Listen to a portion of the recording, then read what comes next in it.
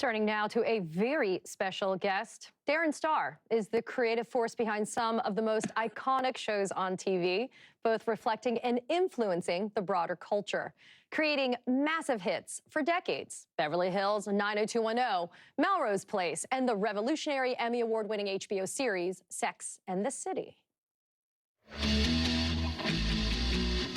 Nobody knows me here. I could be anybody. I could be somebody. Like what, homecoming queen? I don't know what you used to pull this off, you dishonest, self-serving, pathetic drunk. But when I find out, I'm gonna turn it around, cut you open like a rotten piece of fruit. I've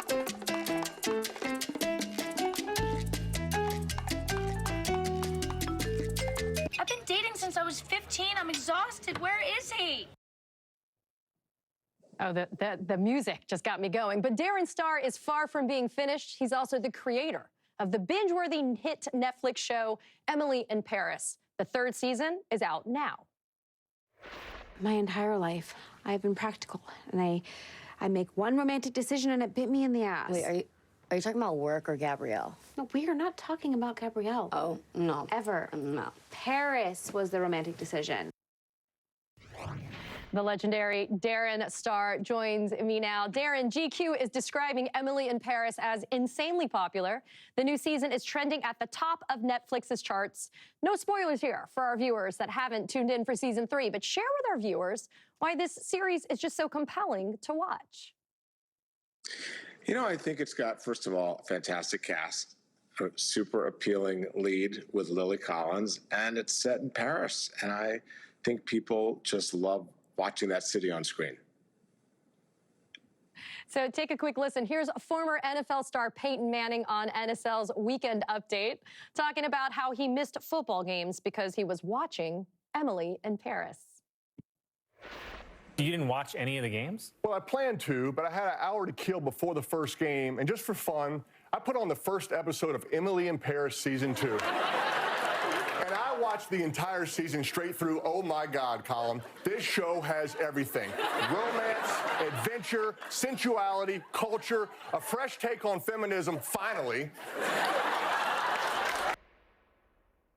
Are you finding, Darren, that Emily in Paris is also resonating with our male viewers?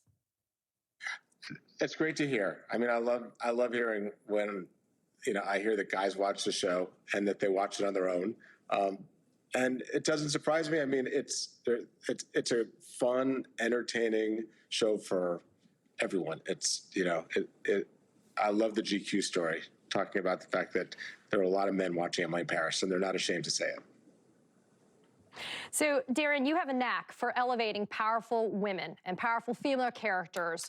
You've got the Carrie Bradshaws, and now we have the Sylvie Grattos, and even Mindy Chen, who's a personal favorite of mine. Was that a goal for you through the development, the arcs of these characters in these shows, or is it just kind of a part of the storytelling process for you?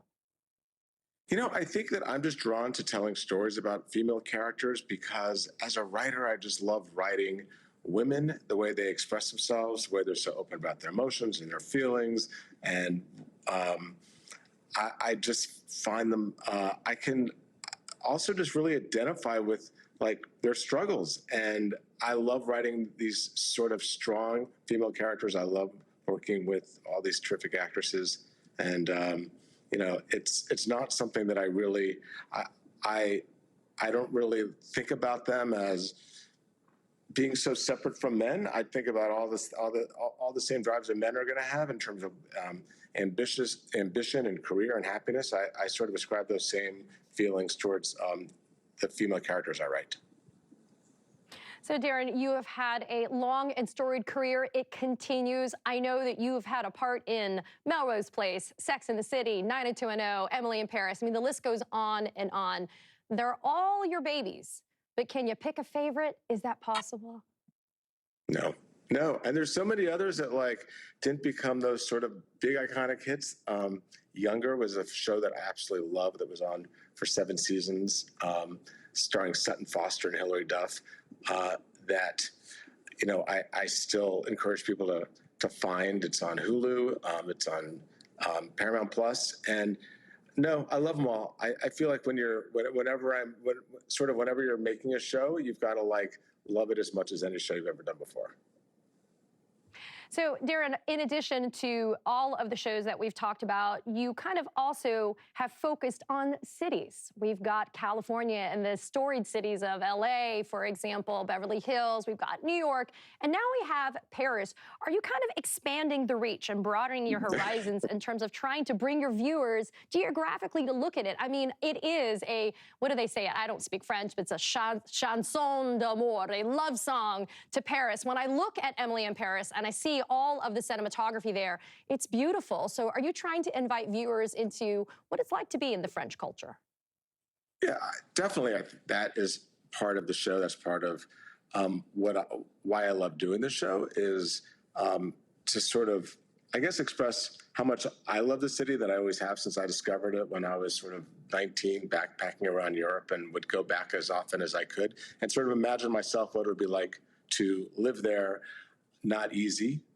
Especially with sort of my lousy French. So I really, thought about the good and the bad, and also sort of vicariously put myself in the shoes of Emily. Well, Emily's shoes are gorgeous, Darren. The outfits are amazing. The views are incredible. And I, like you, like to start my day with a croissant at a local cafe, if I can. Darren Star, thank you for taking the time to join us tonight. Ladies and gentlemen out there, if you haven't seen Emily in Paris, go to Netflix and watch it. If you needed some incentive, there's a dominatrix Air Force uniform issue there. So that's